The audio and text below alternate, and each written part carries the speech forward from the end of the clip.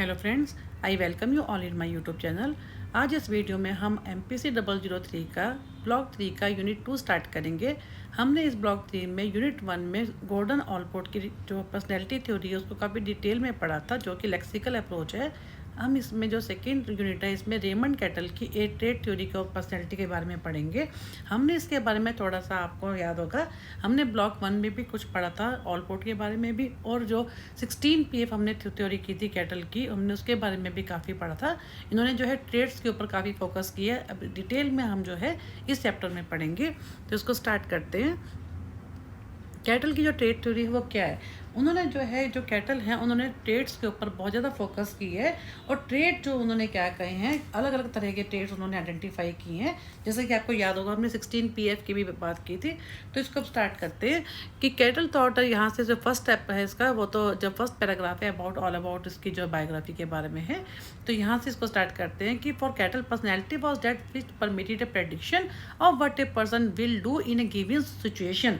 कोई भी इंडिविजुअल जो होता है वो कैसे गिवन सिचुएशन में कैसे बिहेव करता है, वो जो है उसके बारे में वो कहते हैं। और इन्होंने जो है इंडक्टिव मेथड को यूज़ किया। इंडक्टिव का मतलब क्या है कि हम जो वो स्पेसिफिक डाटा को लेकर कैसे उस डाटा को है जर्नलाइज किया जाता है, उसके बारे में इनकी थ्योरी की इंडक्टिव आप देखेंगे कहीं ना कहीं इसमें ऊपर से सेकंड पैराग्राफ में लिखा है he used inductive method of scientific inquiry to develop his theory of personality.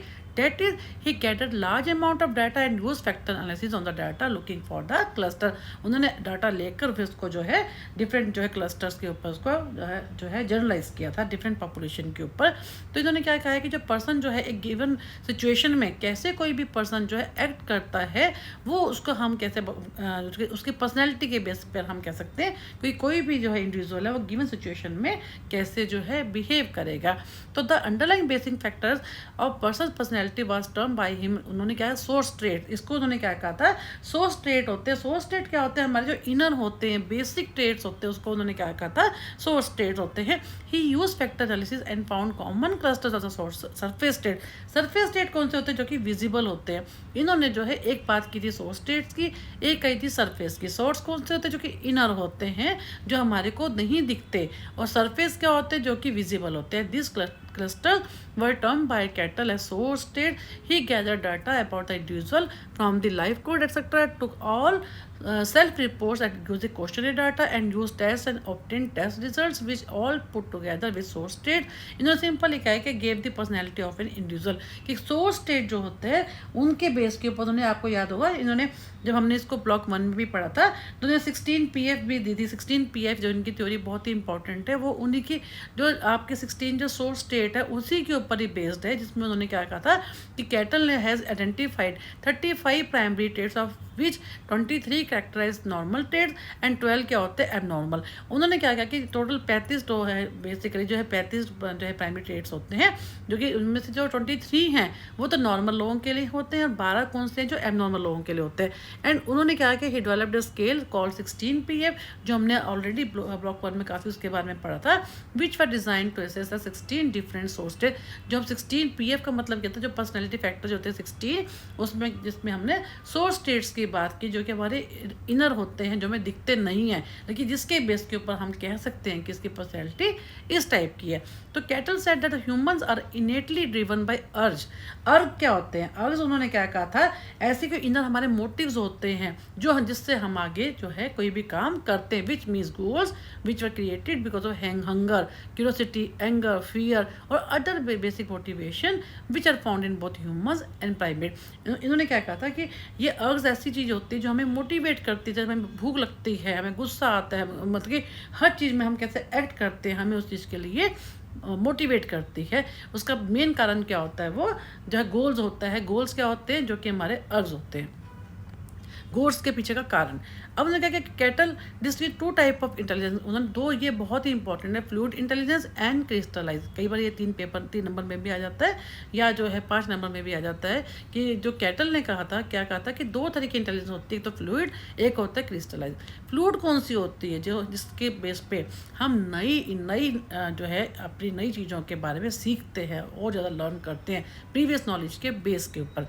According to him fluid intelligence shows allows क्या होता है the person to learn new things regardless of the past experience. उनको उससे कोई मतलब नहीं, वो कहते हैं नई चीज़ें जरूर सीखनी है, हम जो है आज जो नया सीख रहे हैं वो क्या हमारी फ्लूइड इंटेलिजेंस में हम आगे जो है सीखते ही रहते हैं। वेयर एज दी क्रिस्टलाइज में क्या होता है is the ability to solve problem based upon the previous experience.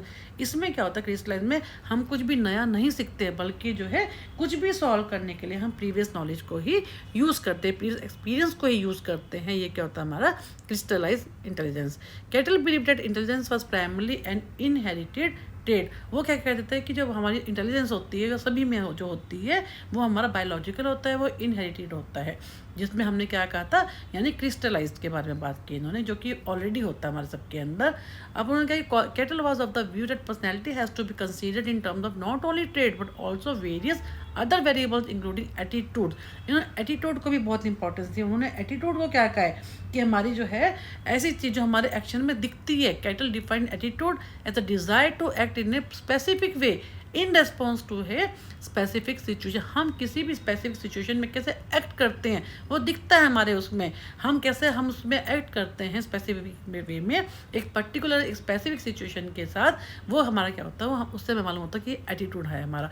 आप देखते हैं ना कई लोग हम कहते हैं ये बहुत इसमें ये इस टाइप का है या इसका एटीट्यूड ये है, हम किसे देखते हैं कि वो कैसे उसने उस पर्टिकुलर सिचुएशन में बिहेव किया है। Attitudes are interconnected with the dynamic lattice. That the dynamic lattice is Cattell's attempt to display graphically his theoretical analysis of the relationship between their mind's instinctive driving forces and their overlying semantic. And इन्होंने mainly क्या है ये उसी के बारे में कहा है कि जो हमारे एटीट्यूड जो होते हैं वो क्या होता है पर्सनैलिटी का, जो हमारी पर्सनैलिटी बनती है वो किससे बनती है, कॉम्बिनेशन से। किससे? एक तो एटीट्यूड आ गया, एक ऊपर हमने जो है 16 PF की बात की जिसमें हमने ट्रेड्स की बात की, यानी जो हमारी पर्सनैलिटी क्या is a combination of the traits, जिसमें उन्होंने ज़्यादा सोर्स ट्रेड्स को इंपॉर्टेंस दी है एंड एटीट्यूड्स। अब इन्होंने कहा कि environmental factors were considered essential by Cattell to determine personality and affect behaviour. उन्होंने एनवायरमेंटल फैक्टर्स को बहुत ज़्यादा इंपॉर्टेंस दी है क्योंकि सोशल जिसको हम बोलते हैं जिसमें हम लोगों से सीखते हैं, एनवायरमेंटल फैक्टर्स को भी उन्होंने काफ़ी इंपॉर्टेंस दी है। उसी से वो कहते हैं हमारा पर्सनैलिटी एंड बिहेवियर दोनों डिटरमिन होते हैं ड्यू टू एनवायरमेंटल फैक्टर। अब इन्होंने अर्थ की बात की अगेन। अर्थ क्या होता है? Goal created because of hunger thirst, जब उन्होंने अभी पीछे बात की है। हम जो मोटिवेटेड होते हैं कुछ खाने के लिए कुछ पीने के लिए कैसे होते हैं, हमारी अर्ग्स होती हैं, वो गोल डायरेक्टेड बिहेवियर होता है। The organism is motivated to get food when hungry and these are called the ergs. And socially created goals are called the socially shaped ergs and Cattell gave it the term socially shaped अर्ग।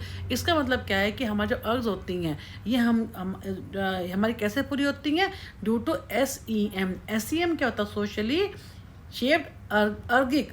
अर्जिक क्या होता है? मैनीफोल्ड्स। इसमें क्या होता है इसको आप डिटेल में भी आगे पढ़ेंगे, आपको समझ में आ जाएगा। Cattell use SEM to help explain the contribution of the environment to human behaviour, कि हमारी जो सोशली शेप जो हमारी सोसाइटी में जब हम रह के अपनी उस चीज़ को सीखते हैं, सोशली शेप्ड अर्गिक जो अर्जिक क्या होते हैं? मैनीफोल्ड्स, उसको हम क्या बोलते हैं?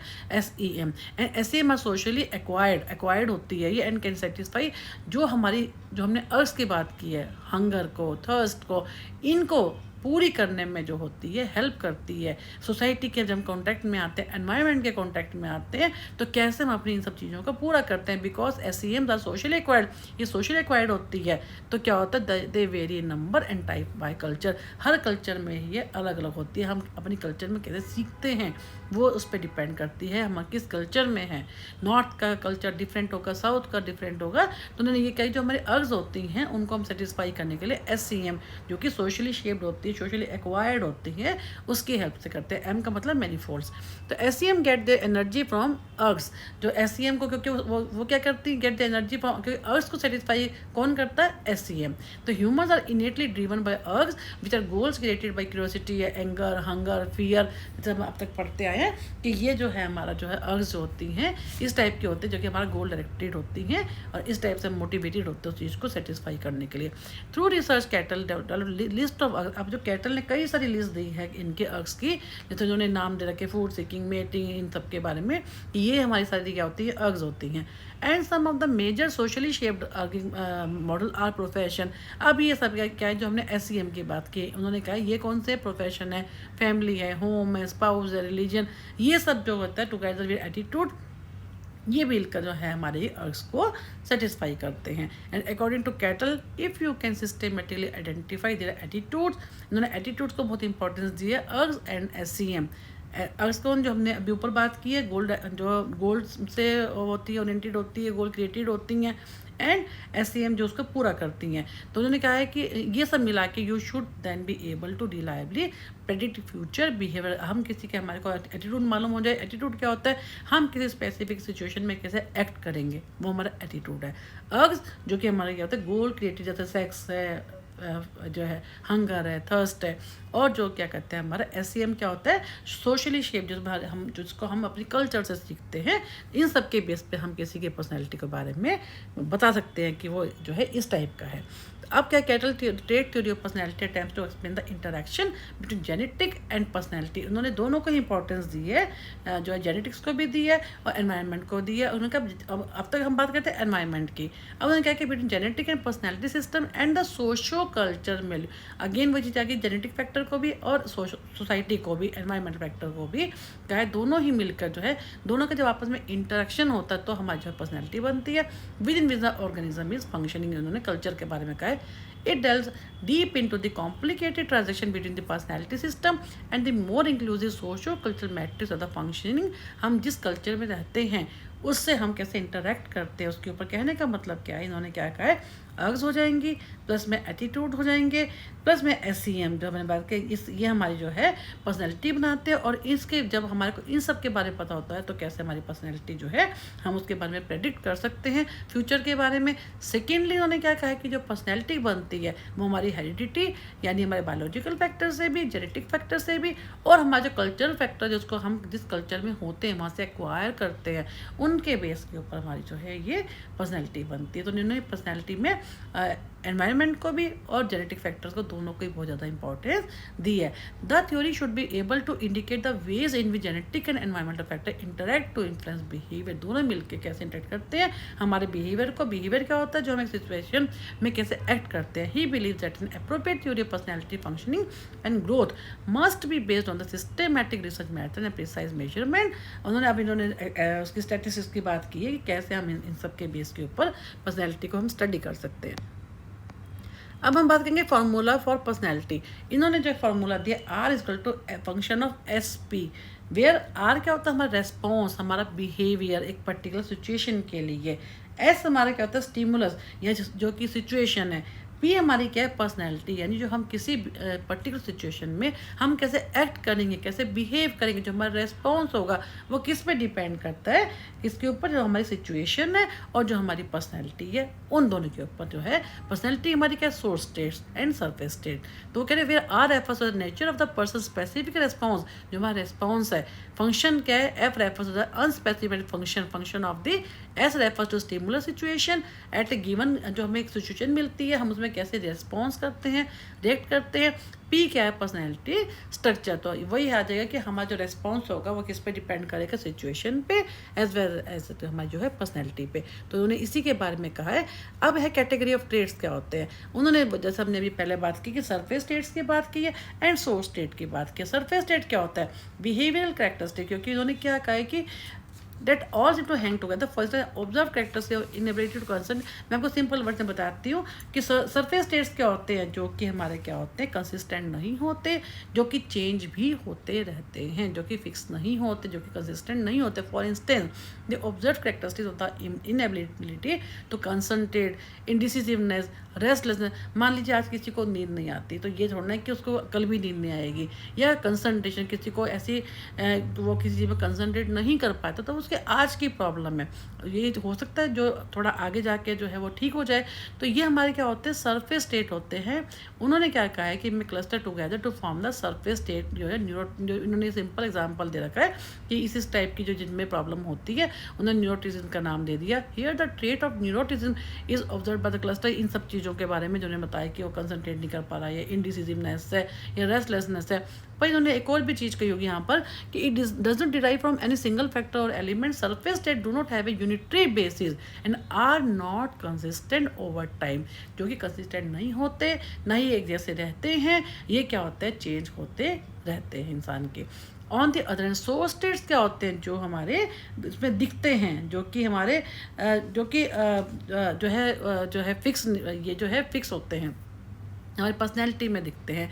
They represent the unitary dimension और factor that ultimately determine the consistency in each person observe behaviour. हम कैसे किसी पर्सन को देखते हैं, उसके बिहेवियर को ऑब्जर्व करते हैं। हम कहते हैं ये एक्सट्रोवर्ट है, ये इंट्रोवर्ट है, ये बहुत शाई नेचर का है, या बहुत फियर है इसके अंदर, बहुत डरता है ना। ये सब चीज़ें कौन सी हमारी जो है सोर्स स्टेट होते हैं, जिसमें हम किसी की पर्सनैलिटी के बारे में बता सकते हैं कि वो इस टाइप का है, उसमें ये ट्रेट जो है ज़्यादा डोमिनेंट है। तो ये क्या होता है, कंसिस्टेंस होती है इनमें जो सोर्स स्टेट्स के अंदर। और सरफेस स्टेट क्या होता है, they keep on changing, they are dynamic, जो कि इनकंसिस्टेंट होते हैं। तो इन्होंने ये सारे जो है अपने उसमें 16 सोर्स स्टेट्स की बात की थी उन्होंने, जो आपने ब्लॉक 1 में भी पढ़े हैं, ये सारे इन्होंने उसी के बारे में 16 इन्होंने देखेंगे, टेंशन तक सारा इन्होंने 16 पीएफ की बात की है। 16 PF design by cattle consist of the above 16 personality factors. अब इन्होंने जो ये जितनी हमने 16 पीएफ जो अभी कर रहे हैं सोर्स स्टेट, इनको इन्होंने आगे आगे जो है पूरा डिफाइन कर रखा। आप चाहें उसको खुद भी कर सकते हैं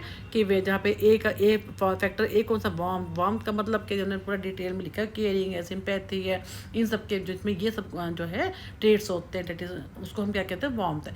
लाइवलीनेस क्या है, फन लविंग है, हाई एनर्जी है, केयर फ्री है, spontaneous move towards the others. मतलब कहने का मतलब ये है कि ये इस टाइप के जिसमें जो है ट्रेड्स होते हैं उसको हम क्या बोलते हैं, लाइवलीनेस। कि ये 16 के 16 उन्होंने पूरा 1 to Z A to Z पूरा जो उन्होंने लिखा है कि 16 में क्या क्या क्वालिटीज़ होती हैं, क्या क्या उसकी करेक्टरिस्टिक होती हैं। फिर सोशल बोल्डनेस का मतलब कि जो चैलेंजिंग, जो रिस्क लेना जानता है, फियरलेस मैनर में काम करता है, कॉन्फिडेंट है, जो उसमें क्या है, being the centre of attention, low score tend to be shy and timid. इन्होंने दे रखा कि सोशल बोल्ड, जो बोल्ड होता है, जो कि जो शाई नहीं होता, हम इन्होंने एग्जाम्पल दिए ना, उसने कहा कि उसके ऑपोजिट का एग्जाम्पल दिया है।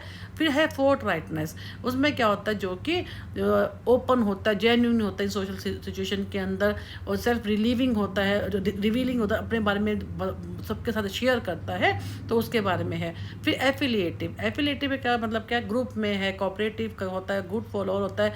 ग्रुप में का मतलब कि एक दूसरे के कन्फर्म करता है, हर दूसरे के नीड्स का ध्यान रखता है। अगर किसी ग्रुप से अटैच है तो उनकी नीड्स को देखता है कि सबके जो है, ताकि कोई तालमेल बना रहे। और सोसाइटी में भी है तो सबको ध्यान रखता है कि भी सोशल इंटरेक्शन के टाइम पे भी किसी को कोई बात जो है हर्ट ना हो जाए, उनके साथ मिल के चलता है। कहने का मतलब है। फिर इन्होंने अगेन जो बाकी भी इन्होंने ओपननेस की बात की है, अलग अलग इन्होंने पूरे जो है 16 पीएफ की बात कर रखी है। तो ये जो है इनकी जो है रेमंड कैटल की जो है 16 पीएफ थ्योरी है। हम इसमें जो नेक्स्ट वीडियो, अभी इस वीडियो को हम यहीं ख़त्म करते हैं पार्ट 1 को।